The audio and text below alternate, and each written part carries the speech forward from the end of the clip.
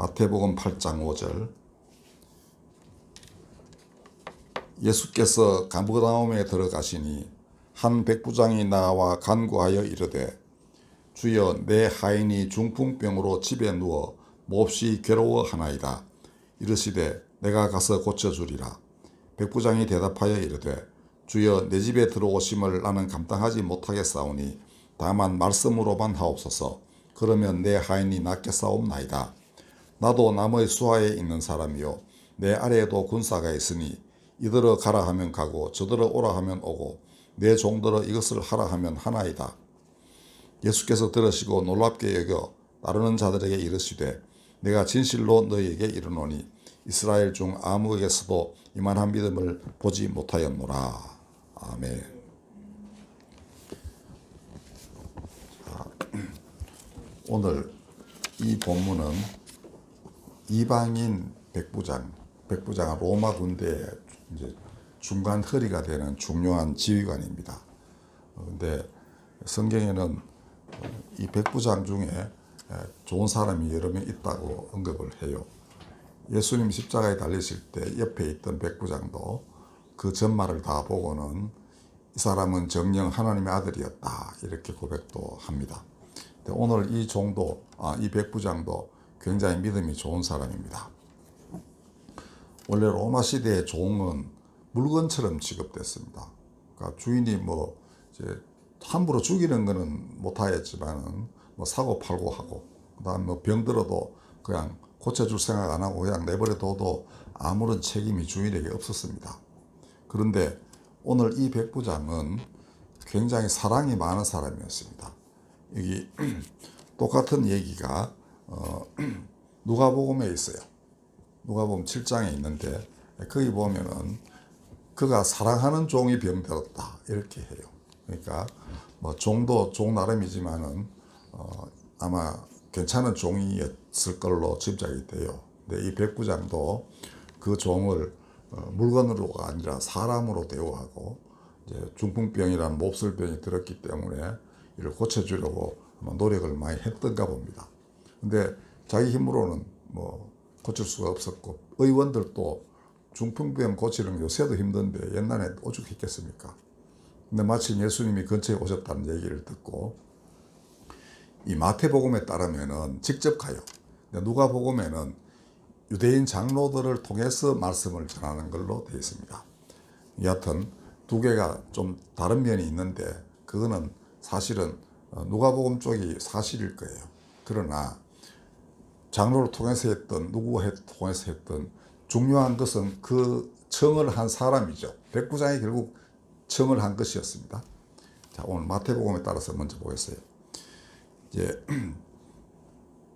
예수님께 내 종의 병을 고쳐주소서 했더니 예수님이 흔쾌히 내가 가서 고쳐주겠다 이렇게 했습니다. 예수님 그 병 고치시는 특색이 문둥병자는 직접 만져가지고 고치시고 이 얘기들은 뭐 진흙 발라가지고 이렇게 실로한가 씻으라 이런 것도 있고 그러니까 이렇게 몸과 몸이 맞대면서 하시는 걸 되게 즐겨하셨습니다. 자, 그런데 백부장이 대답하기를 주께서 내 집에 들어오심을 나는 감당하지 못합니다 했어요.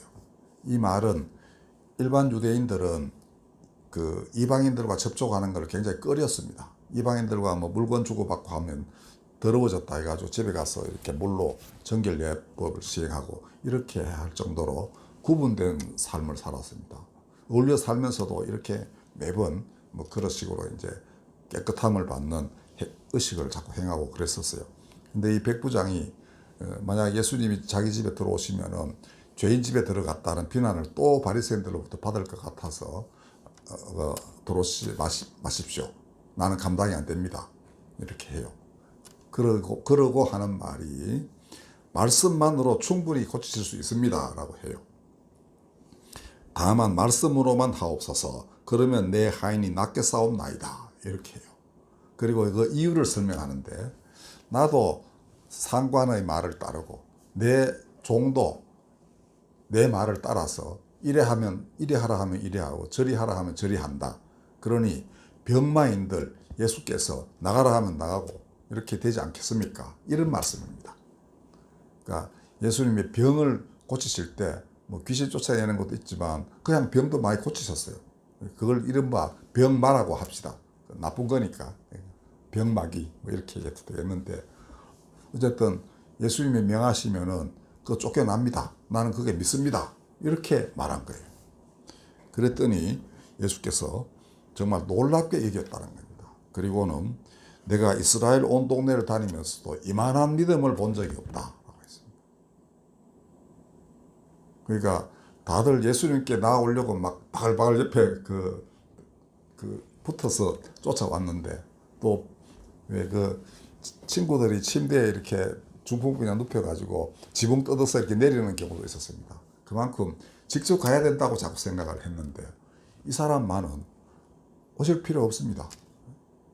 나도 내 상관인 혹은 황제가 이리 가라 하면 이리 가고 저리 가라 하면 가고 죽음의 전설에 나가라 하면 나가고 내 종도 마찬가지입니다. 그러니 이 세상의 주인이신 주님께서 병들어 나가라 하면 왜 안 나가겠습니까?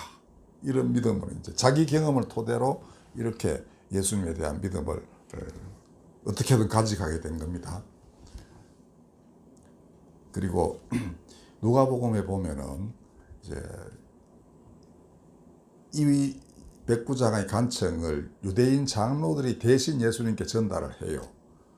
그런데 그들이 전하면서 뭐라고 했냐 하면 예수님께 이 사람은 우리 민족을 사랑하고 또 우리를 위하여 회당을 지어 주었습니다. 그래서 이 사람의 청을 듣는 게 합당합니다. 이렇게 말해요. 그러니까 유대인들에게 되게 우호적인 그런 로마 군대 중견 지휘관이었던 것입니다. 그러니까 이런 사람이 꽤나 많은 거예요. 사람이 교회는 교회 밖 사람하고 교회 안 사람하고 확연히 구분하지만은 우리 일상 살아가는 데에는 꼭 그렇지 않은 거예요. 교회를 보고 혹은 교인들을 보면서 저기가 참 진리가 있구나. 저들이 진리를 사랑하고 또 그들이 기도하면 듣기도 하게 하나님이 들어주시겠구나. 이런 생각을 하는 사람이 꽤 많은 것입니다. 교회 하기 나름이에요. 그러니까 이 복음서가 쓰여진 초기 교회 시대에도 그런 일이 많았던 겁니다. 주변 사람들이 보기에 이렇게 되고 예수님이 특히 직접 활동하실 때에는 더더욱 사람들이 그렇게 생각을 했던 거예요. 그러니까 백부장은 이제 예수님께서 공생을 시작하시기 전에 이미 이스라엘 백성을 많이 돕기도 하고 그다음에 교회도 치는데 도움도 주고 이렇게 했겠죠. 그러니까 유대인들이 그를 이제 변호해 가지고 예수님께 부탁을 이제 대신 하는 것이었습니다. 자, 그러니 정말 이제 백부장과 유대인 간의 관계도 괜찮고 또 백부장이 그만한 믿음을 가지기에도 충분한 그런 자격을 갖춘 사람이었겠죠. 예수님이 정말 탐복하면서 말씀하시기를 가라 내 믿은 대로 될지어다 이렇게 했습니다. 내가 이스라엘 온 동네에서 이만한 믿음을 보지 못했다. 탐복을 하시고는 가라 걱정하지 말고 가라 너 믿음대로 될 것이다. 근데 그 즉시 나중에 보니까 그 종이 나았더라. 이게 이제 그 뒤에 13절에 보면은 그렇게 되어 있습니다. 예수께서 백부장에게 이르시되 가라 내 믿은 대로 될지어다 하시니 그 즉시 하인이 나으니라. 집에 가서 언제 나왔냐 물어봤겠죠. 그러니까 시간이 같았다라는 것입니다. 자, 아까 말씀드린 대로 누가복음에는 이제 이렇게 나도 누구 명 따르고 내 종들도 그러한데 그냥 오지 마시고 말씀하십시오 라고 전하는 사람이 이 사람의 친구들이에요. 그게 다 예수님과 직접 대면 없이 이제 이렇게 다른 사람 끼워 넣어 가지고 말씀 전하고 그다음에 또 말씀을 받고 또 그대로 예수님이 시행을 하시고 이렇게 됐습니다. 자, 그러면 왜 이렇게 같은 얘기를 놓고 복음서 기자들 간에 다르게 이렇게 서술을 했을까? 누가복음이 더 자세합니다. 그러니까 유대인 장로들이 끼어 들어가 이렇게 저렇게 말하고요. 그 다음에 또 예수님이 가겠다 했더니 벗들을 보내가지고 그러지 말고 그냥 하십시오라고 했는 거. 그래 보면은 누가복음이 더 사실에 가까울 거예요. 자세한 게 더 사실에 가깝다고 볼 수 있겠죠. 자, 그렇다면 왜 이런 얘기가 마태복음에 있고 또 누가복음에 반복해서 나오면서 약간 바꾸었을까? 똑같은 걸 말하고자 하는 겁니다. 예수님이 그를 고치셨다. 이 확실해요. 그죠? 근데 그 의미에 대해서 좀 다르게 본 것입니다. 그 마태복음은 교회 밖 사람들에게도 예수께서 그들이 사람으로서는 풀 수 없는 문제를 예수님은 푸실 수 있다 라고 믿고 간청하면 믿음대로 된다고 말하고 있습니다. 그렇죠? 그거는 유대인 아니에요. 그 회당에 나와서 예배드리는 할례 받은 유대인이 아닙니다. 그냥 로마인입니다. 다만 유대인의 우호적인 사람일 뿐. 그렇지만은 그는 믿음을 가졌습니다. 그러면 그 믿음대로 또 간청하면은 하나님이 들으신다는 것입니다. 이것은 예수님이 교회 밖 세상과도 직접 소통하신다는 명확한 증언입니다. 그들이 원하면, 기도하면 듣는다는 것. 이거 수로 페니키아 여인의 그 간청을 듣고 그 딸을 구원하시는, 병 낫게 하시는 것과 똑같은 겁니다. 믿고 간청하면 얼마든지 응답하시면서 원하는 대로, 그 믿음대로 되게 하시는 것이 예수입니다. 그러니까 이게 당시 유대인들도 알아야 된다. 이 마태복음은 유대인들을 상대로 한 복음서예요. 유대인들아, 예수님이 어떤 분인지 알아야 된다. 이거예요. 그렇다면 오늘 우리에게는, 오늘 기독교인에게, 교회에 갇혀있는 기독교인에게도 예수님은 교회에만 계시는 분이 아니다. 바깥 세상 사람들이 예수를 충분히 믿을 수 있고, 그런 분이 내 간청을 들으시리라고 믿고 간청하면 직접 들으시고 그 원하는 대로 이루어 주신다. 이게 오늘의 의미입니다. 굉장히 중요하죠. 자, 그렇다면은 누가복음은 뭐를 말하고자 하는가? 이거는 유대인 장로들을 통해서 이렇게 말하고 이렇게 듣고 말씀을 듣고 이렇게 하지 않습니까? 자, 이것은 교회가 세상과 예수님 간의 중보자가 되어야 한다는 것을 강조한 것입니다. 그러니까 이 유대인 장로들의 역할을 굉장히 중요하게 생각해서 누가복음은 그 부분을 굉장히 상세히 쓴 거예요. 그 장로들은 이 사람은 우리 민족을 사랑합니다. 그리고 회당을 지어줬습니다. 그러니 이 청을 들으시는 것이 합당합니다. 이렇게 해서 왜 예수님께서 이 사람이 병 낫게 해달라는 말씀드린 것을 예수님이 들으셔야 하는지를 이렇게 예수님이 납득하시도록 설명을 해요. 자, 그건 오늘날 우리 교회에 대해서 어떤 의미를 지니고 있겠습니까? 이 세상 사람들이 아까처럼 그렇게 예수께 간청을 하면은 그래도 자기가 교회 내에 있는 사람이 아닌데 기도를 함부로 할 수 없잖아요. 예수님 이름으로 기도한다. 이것도 좀 자기 그 입장에 맞지도 않고 그냥 마음만 있을 뿐이죠. 이때에 교회가 할 일은 그 세상의 음성을 듣고 예수께 이들의 그 간청을 들으시옵소서 이렇게 중보자로서 기도하는 것, 이것을 가르치고자 함이었습니다. 누가복음은 이미 복음이 이방 세계에 많이 전해졌을 때 거기에 섞여 사는 유대인과 이방인들 모두를 상대로 한 복음서예요. 그리고 그 사회적인 어떤 구원에 대해서 굉장히 관심이 많은 그러한 저자입니다. 누가 원래 의사였거든요. 그러니까 의사는 사람 가리지 않지 않습니까? 뭐 오늘날 의사도 기독교인 의사가 기독교인만 치료한다. 이게 있을 수 없는 일 아닙니까? 그럼 사람들이 그럴 거면 네가 무슨 의사냐 그러겠죠.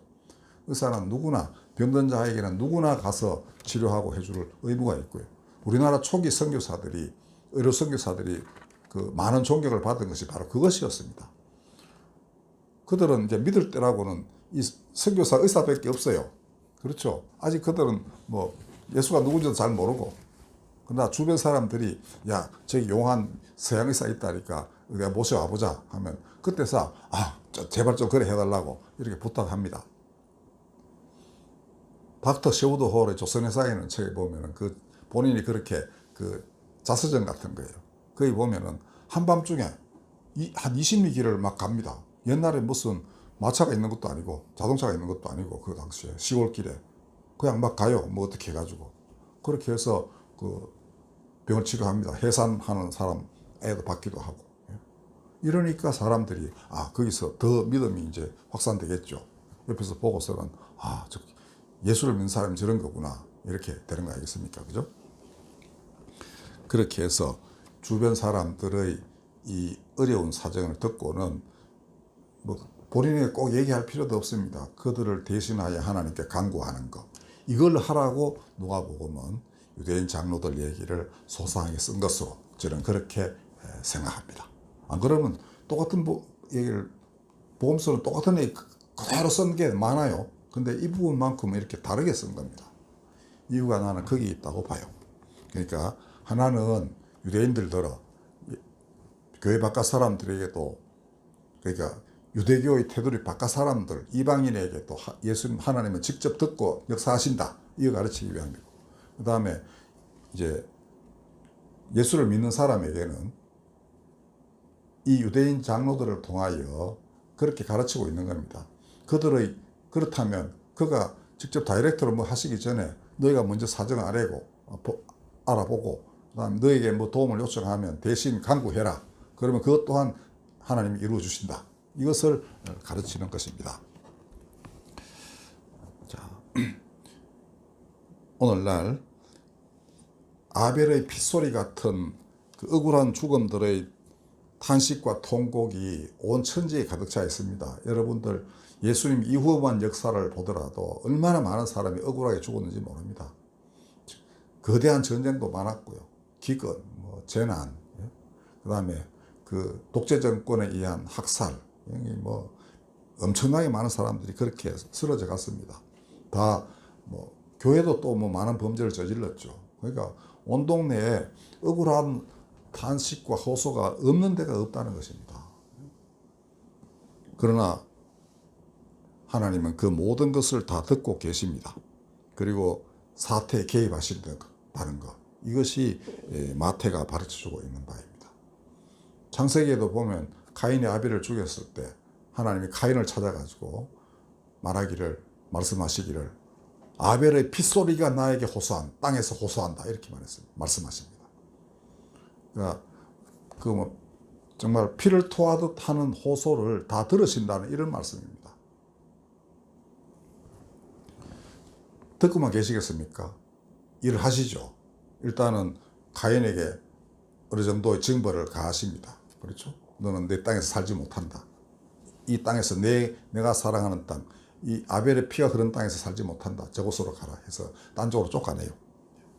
자, 그럼 하나님이 직접 다 들으시고 개입하신다면 교인들은 손 놓고 가만히 있으면 되는가? 아닙니다. 누가는 이 무수한 아벨들의 핏소리를 듣고 하나님께 대신 간구하라고 우리들에게 말하고 있는 겁니다. 그것은 곧 그렇게 모든 것을 회복하시는 그 하나님의 종말론직 하나님 나라, 그 마지막 때의 하나님의 역사에 그렇게 하여 동참하라는 그러한 가르침입니다. 너희는 하나님 다 하신다고 하나님과 믿고 다 맡기고 너는 너 즐기는 대로 좋은 대로 누리고 살아라, 이게 아니라는 겁니다.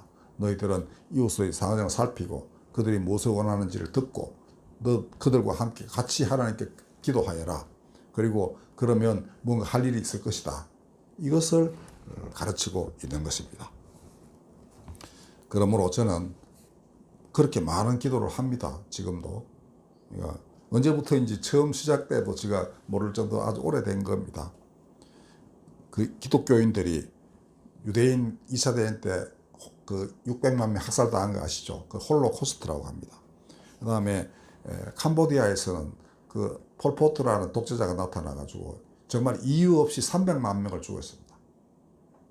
다 이제 자기들 체제에 안 맞는 사람들, 이들을 죽이거나 개조하려고 이제 수용소에 넣었다가 그냥 그 온갖 뭐 그 학대와 고문 이런 거에 의해서 죽은 사람이 300만 명.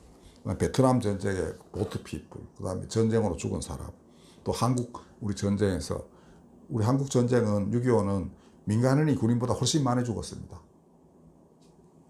자, 그러고 뭐 그 살아남은 미망인들이나 자녀들 얼마나 힘들겠습니까? 그죠? 이 모든 억울한 희생자들이 이제는 하나님이 주시는 흰 옷을 입고 손에 종려 가지를 들고 하나님과 어린 양의 구원하심을 찬양하게 해달라고 기도를 해야 합니다. 계시록에는 7장에 그 마지막 때 무수한 민족들로부터 이런 흰 옷 입은 사람들이, 엄청난 사람들이 나올 것이라고 기록하고 있습니다. 이 예언이 이루어지게 해달라고 기도를 하는 거예요. 근데 이제는 좀 더 구체적이죠. 하나하나 사건을 떠올리면서 우리가 그 사람 개개인은 다 모릅니다. 한 사람도 모르죠.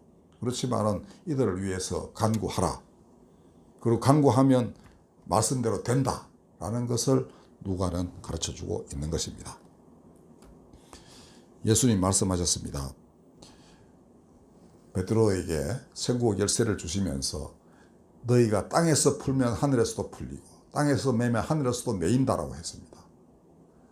그 매듭을 교회는 이제 풀어내는 지위에 있는 것이죠. 네가 간구하면 듣고 그다음에 간구하지 않으면 그대로 있다. 마가복음은 또 그렇게도 해요. 너희가 용서하면 죄가 용서가 되고 너희 가들어두면 그대로 있다라고 해요. 이게 교회와 교인들의 그 역할이 굉장히 중요한 것이죠.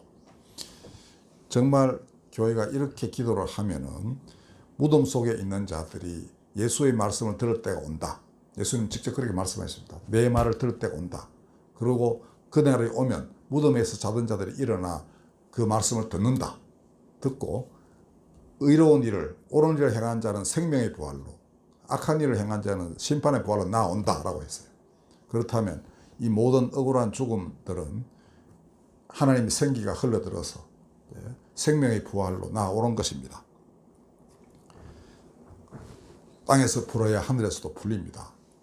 그래서 중요한 겁니다. 예수님이 베드로에게 하신 말씀이 땅에서 기도가 있어야 하늘에서 맴도는 말씀이 그 사람 각 개개인에게 다 임하게 되어 있는 거예요. 이들은 예수님과 혹은 하나님과 거리감이 있기 때문에 선뜻 나오지를 못하는 거예요. 그때 그 통로를 만들어주는 것이 교회의 기도입니다. 사람들이 그러면 교회를 믿고 저런 진리의 증인들이 있다면 내 기도도 들으실 것이다. 이런 생각을 하게 되죠. 이렇게 해서 관계가 점점 더 가까워지게 되는 것입니다.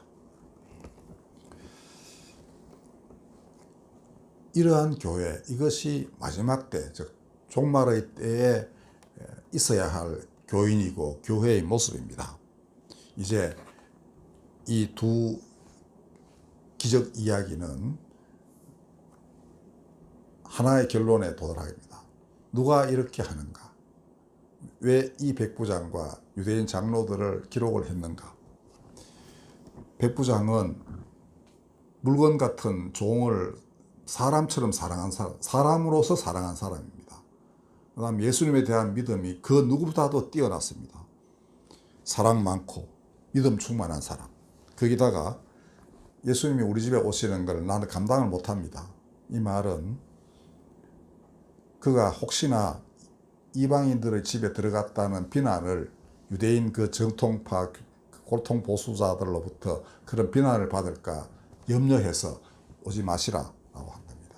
이렇게 사려 깊은 사람, 상대방 입장도 배려해서 그 자기 행동을 결정하는 사람.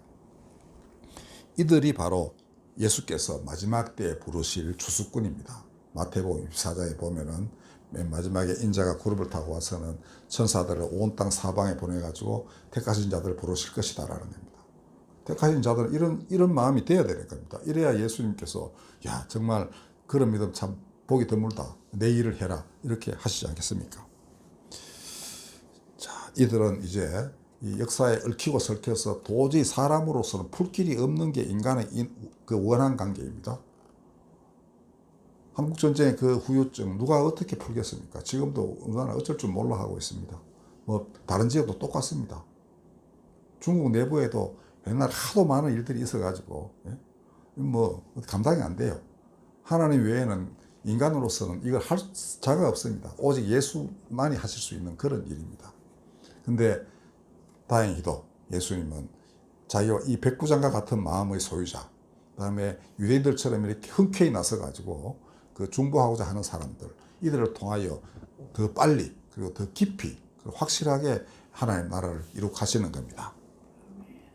저는 이것을 고르디우스의 매듭을 가지고 잠시 말씀드리는데 뭐 이건 잘 모르시겠지만은 무슨 얘기냐 하면은 알렉산더 대왕은 좀 들어보셨죠? 알렉산더 대왕이 그 어떤 지역에 갔을 때 이제 아주 옛날부터 전해져 내려오는 얘기가 있어요. 어느 이제 그 지역의 왕이 된 사람이 옛날에 이 마차를 하나 타고 왔었는데 그 지역의 이제 사제들이 그걸 신전에다 묶어놔요. 근데 묶을 때 막 어마무지하게 복잡한 매듭으로 이 마차를 딱 묶어 놓는 겁니다. 그리고 이제 내려오는 그 신탁이 뭐냐 하면은 이 매듭을 푸는 자가 아시아의 지배자가 된다. 이렇게 이제 그 돼 있어요. 그러니까 누구라도 풀고 싶어 하겠죠. 아시아의 지배자가 되려면. 근데 아무도 못 푼 거예요. 알렉산더 대왕이 그 근방에 왔다가 그 얘기를 들었어요. 그 보니까 자기도 못 풀겠거든요. 근데 칼을 빼가지고 그대로 단칼에 잘라버렸다는 거예요. 풀었죠. 그렇게 해서 이제 아시아의 지배자가 됐다는데, 이래서 아주 풀기 어려운 힘든 문제들을 고르디우스의 매듭이라고 합니다. 근데 이거를 칼로 단칼에 이제 해결하는 그런 방법이 있겠죠. 그러나 그거는 어떤 사람에게는 또 큰 상처를 줍니다. 그죠? 근데 그러면 기독교인들은 어떻게 이런 매듭을 푸는가? 기도로 푸는 겁니다. 지금처럼. 이 수많은 문제들을 놓고 기도를 하자는 겁니다. 우리는 푸는 방법을 몰라요. 그러나 하나님은 아시지 않겠습니까? 마음의 역사 아셔가지고 서로 마음을 바꾸어서 이렇게 하실 수 있지 않겠습니까? 예수님이 늘 그렇게 하셨습니다.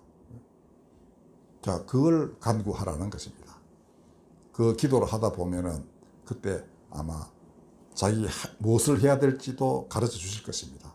그렇게 해서 기도와 함께 행함이 이루어지게 되는 거고, 그래서 그를 통하여 그 주변 세계가 정말로 빛으로 바뀔 것이다. 저는 그렇게 믿습니다. 이제 오늘부터 해보십시오.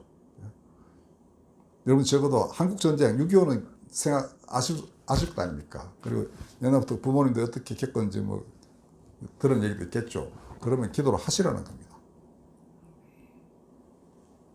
저도 몇 년 전부터는 현충원에 가서 옛날 대구 우리 집에 살다가 그냥 길거리에 왔다 갔다 하다가 잡혀갔어요.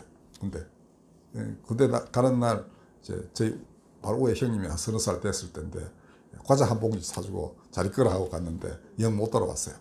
돌아온 거는 전사통보소. 근데 이후에도 못 찾았어요. 압록강까지 갔다가 청천강 쯤에서 전사를 하셨나 봐요.